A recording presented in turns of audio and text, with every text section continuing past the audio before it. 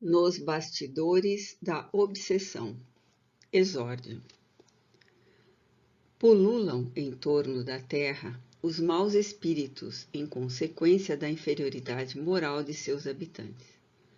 A ação malfazeja desses espíritos é parte integrante dos flagelos com que a humanidade se vê a braços neste mundo.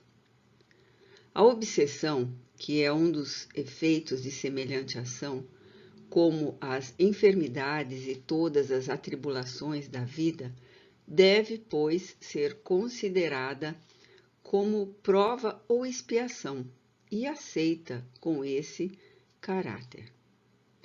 Nota explicativa do autor espiritual. 1. Allan Kardec, A Gênese, capítulo 14. Obsessões e possessões.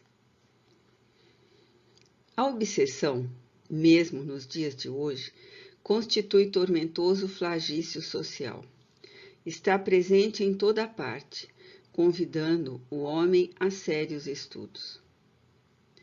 As grandes conquistas contemporâneas não conseguiram ainda erradicá-la, ignorada propositadamente pela ciência oficial, prossegue colhendo nas suas malhas, diariamente, verdadeiras legiões de incautos que se deixam arrastar a resvaladouros sombrios e truanescos, nos quais padecem irremissivelmente até a desencarnação lamentável, continuando, não raro, mesmo após o traspasse. Isso porque a morte continua triunfando, ignorada, qual ponto de interrogação cruel para muitas mentes e incontáveis corações.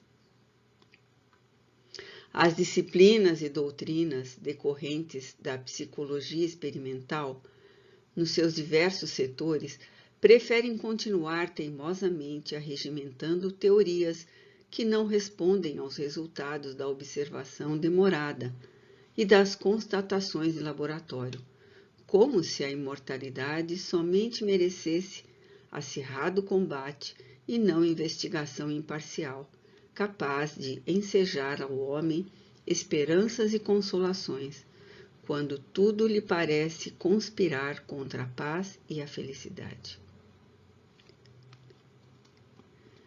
Desde as honestíssimas pesquisas do Barão von der Guldenstern, em 1855, e as do professor Robert Arryn, insuspeito, lente de química, na Universidade de Pensilvânia, em 1856, que concluíram pela realidade do espírito pré-existente ao berço e sobrevivente após o túmulo, que os cientistas conscientes das suas responsabilidades se têm entregue ao afã da verificação da imortalidade. E todos aqueles que se dedicaram à observação e ao estudo, à experimentação e ao fenômeno, são concordes na comprovação da continuidade da vida após a morte. Nos Estados Unidos, se tornaram famosas as experiências psiquiátricas realizadas pelo Dr. Carl Wickland, que, se utilizando da argumentação espírita, conseguiu desobsidiar inúmeros pacientes que lhe chegavam atormentados ao consultório. Simultaneamente, em seus trabalhos especializados, utilizavam-se de uma médium clarividente, sua própria esposa, que o ajudava na técnica da desobsessão. Diante de Alcina, incorporada pelo espírito galeno em plena sessão da Salpêtrière, respondeu Charcot aos interessados no fenômeno e que o inquiriram que lhes não convinha se adiantassem à própria época em que viviam. Sugeriu que se não buscassem raciocínios que aclarassem os resultados das investigações, devendo contentar-se somente com aquela observação experimental, a que todos haviam presenciado. Tal atitude anticientífica tem sido mantida por respeitáveis investigadores, por temerem a realidade da vida imperecível. Com Allan Kardec, no entanto, tiveram início os eloquentes testemunhos da imortalidade e da comunicabilidade dos espíritos, da reencarnação e das obsessões, cabendo ao insigne mestre lionês a honrosa tarefa de apresentar conveniente terapêutica para ser aplicada nos obsediados, como também nos obsessores.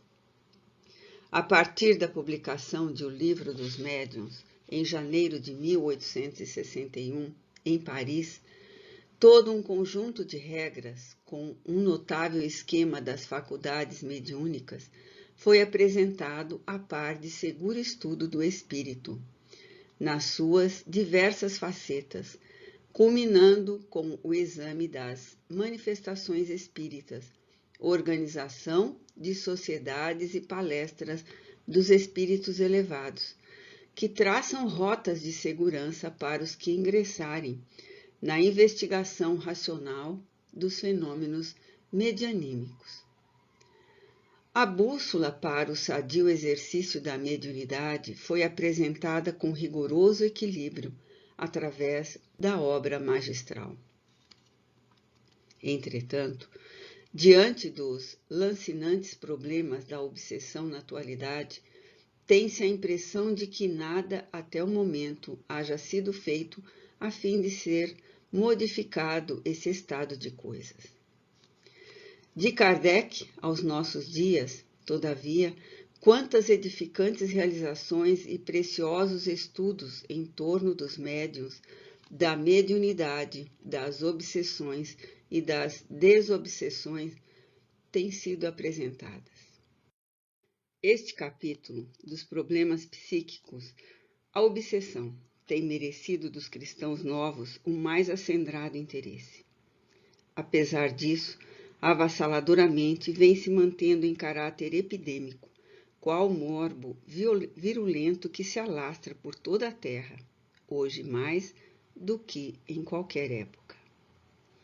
Sinal dos tempos a que se referem os escritos evangélicos, pronuncia essa dor generalizada, a era do espírito imortal. Milhões de criaturas, no entanto, dormem o sono da indiferença, entregues aos anestésicos do prazer e do ópio da ilusão.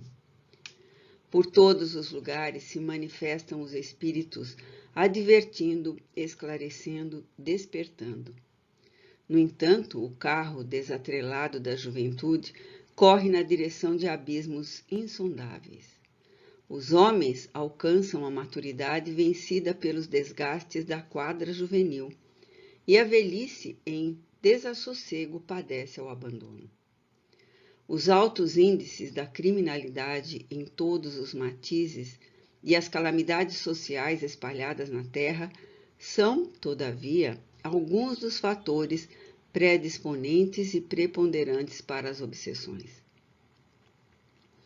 Os crimes ocultos, os desastres da emoção, os abusos de toda a ordem de uma vida ressurgem depois, noutra vida, em caráter coercitivo, obsessivo. É o que hoje ocorre como consequência do passado. A doutrina espírita, porém, possui os antídotos, as terapias especiais para tão calamitoso mal. Repetindo Jesus, distende lições e roteiros para os que se abeberam das suas fontes vitais. Este livro deveria ter sido escrito faz muito tempo. Todos os fatos nele narrados aconteceram entre os anos de 1937 e 1938, em Salvador, na Bahia, quando da nossa jornada carnal na Terra. Algumas das personagens aqui aparecem discretamente resguardadas por pseudônimo, considerando que algumas delas e seus familiares se encontram ainda reencarnadas.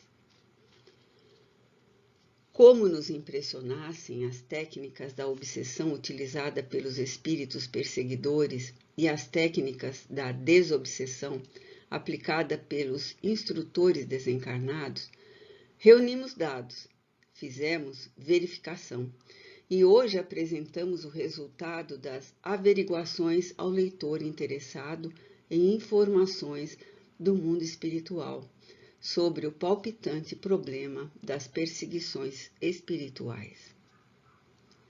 Estes fatos transcorreram entre os dois mundos, o dos encarnados e dos desencarnados. Estes dois mundos se interpenetram, já que não há barreiras que os separem, nem fronteiras reais definidas entre ambos. Grande parte das instruções, orientações e socorros procederam do mundo espiritual, durante as sessões realizadas com a participação de diversos membros da União Espírita Baiana, quando presidida por José Petitinga, o amigo incondicional do Cristo. Diversos companheiros encarnados e nós participávamos em desdobramento parcial pelo sono das atividades da desobsessão e das incursões no mundo espiritual, sob o comando de abnegados mentores que nos sustentavam e conduziam, adestrando-nos nas realidades da vida extracorpórea. Desde vários anos, perceberamos a facilidade com que nos libertávamos parcialmente dos liames carnais, em estado de lucidez, amealhando desde então incomparáveis recursos para a utilização oportuna. Quando nos aconteceram as primeiras experiências dessa ordem, no labor mediúnico em grupo, retornamos ao corpo, conservando intactas as lembranças, o mesmo acontecendo a diversos membros daquelas atividades. Como se tornassem cada vez mais complexas as tarefas em curso, a bondade dos amigos espirituais procedeu à conveniente censura das lembranças, de modo a que a nossa vida material não fosse afetada pelas recordações de tais realizações.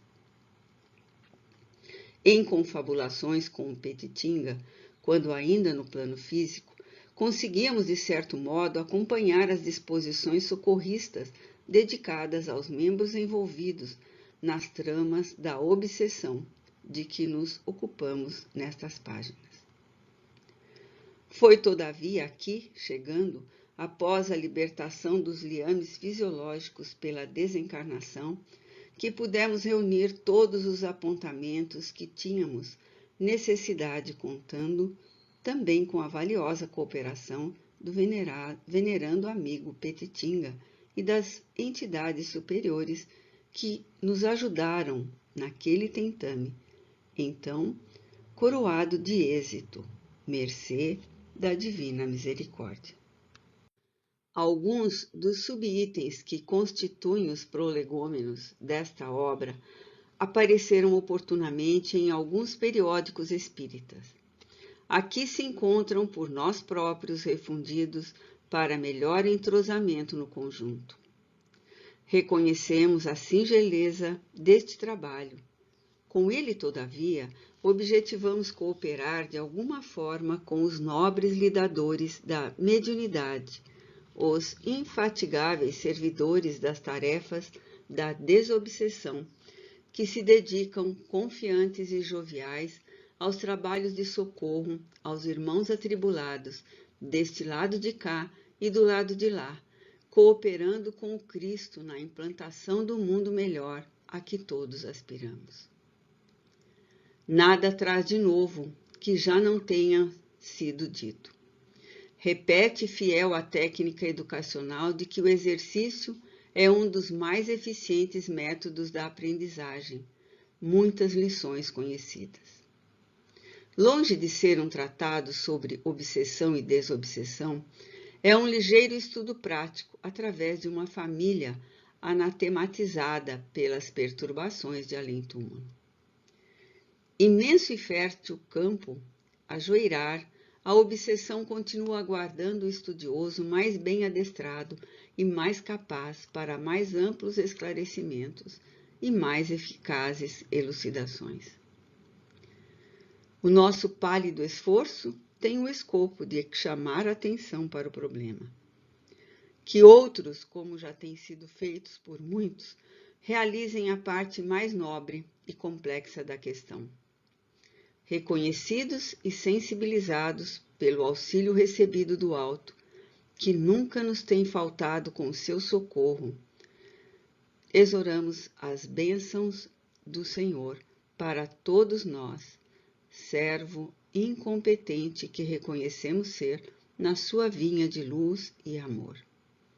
Manuel Filomeno de Miranda, Salvador, Bahia, 12 de junho de 1970.